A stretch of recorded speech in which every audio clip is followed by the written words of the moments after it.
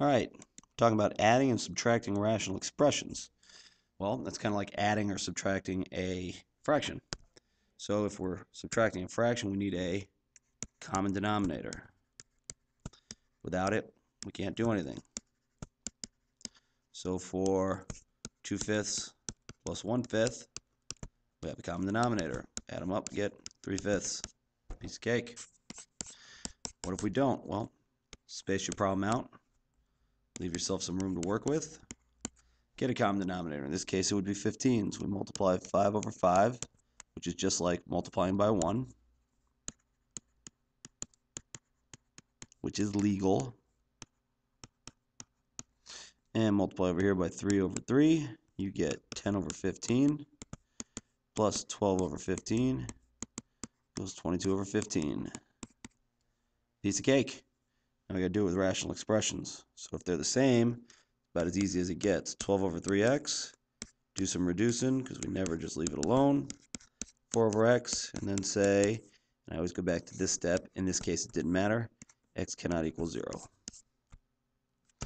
What about subtracting? Well, a little trickier. I totally recommend switching the sign and putting parentheses around here.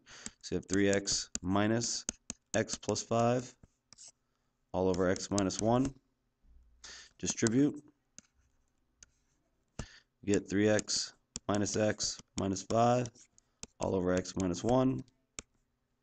2x minus 5. Getting ahead of myself there. Over x minus 1, x cannot equal 1. Some practice for you. Pretty easy this one. Just add them across the top. Leave the bottom alone. 3 plus y, and we always want to write the y first. Y plus 3 over y. Y cannot equal 0. Over here again, I would go plus negative in parentheses, just so we don't mess it up. 4x plus 1 minus 2x, and I'm just distributing on the fly here. No need for the parentheses. Over 2x minus 1 equals 2x plus 6 over 2x minus 1. X cannot equal 1/2. Rolling along. Like I said before, got to get a common denominator. Well, you could say, oh, the common denominator here is 24. So multiply this by 4 over 4 and this by 3 over 3. And that's fine if you want to do that, but I don't recommend it. I recommend just multiplying by the bottom of the other side. So it's 8 on the other side, and it's 6 on the other side. Just go from there. I think that'll save you time in the long run. But again, if you have a preference, that's fine too. So we end up with 54 over 48. And of course, we have to reduce. Divide everything by 2. 27 over 24. Divide everything by 3. 9 over 8. If you wanted to find the LCD, you could have said it was 24. But I think that's an extra step. And I don't know if that's necessarily a best idea, but it's up to you. So with a rational function, I would multiply this by 12 over 12 and multiply this by 8. Oops, x by 8 over 8. The LCD for the x is x to the third. The LCD for the 8 and the 12, if you wanted to do it that way, would be 24, but I'm not using that. So we get 108x plus 40 all over 108 x to the third. And back to the top, see what we can pull out. Looks like a 4. Looks like more than that. Looks like an 8. Nope, back again. 4.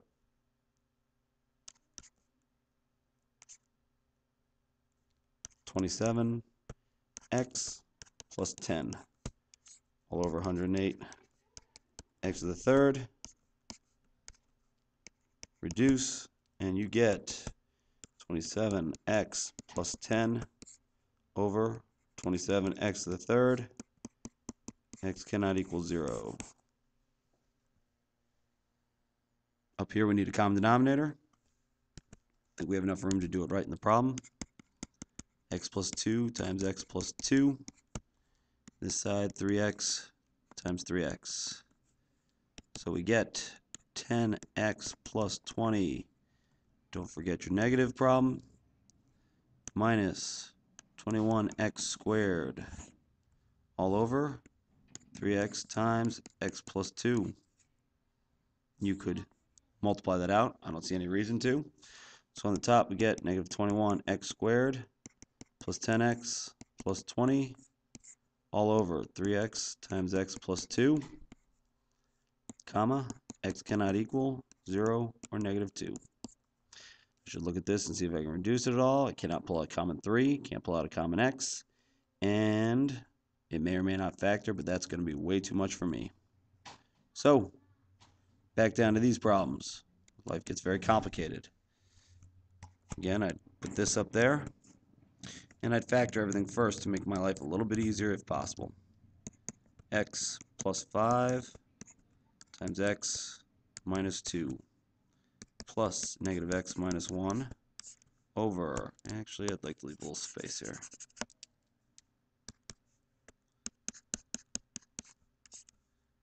X plus 4 times x minus 2. Well, I've got x minus 2 in the denominator, so I don't have to multiply by that, but I do need an x plus 4 over here. I do need an x plus 5 over here. So, FOIL it out on top. X squared plus 8x plus 16. And let's put it all together on the bottom. Plus negative 1 times x squared. Negative 1 up there. Plus 4x minus 5 all over x plus 4, x plus 5, x minus 2. Keep going. X squared plus 8x plus 16 minus x squared minus 4x plus 5 all over x plus 4, x plus 5, x minus 2.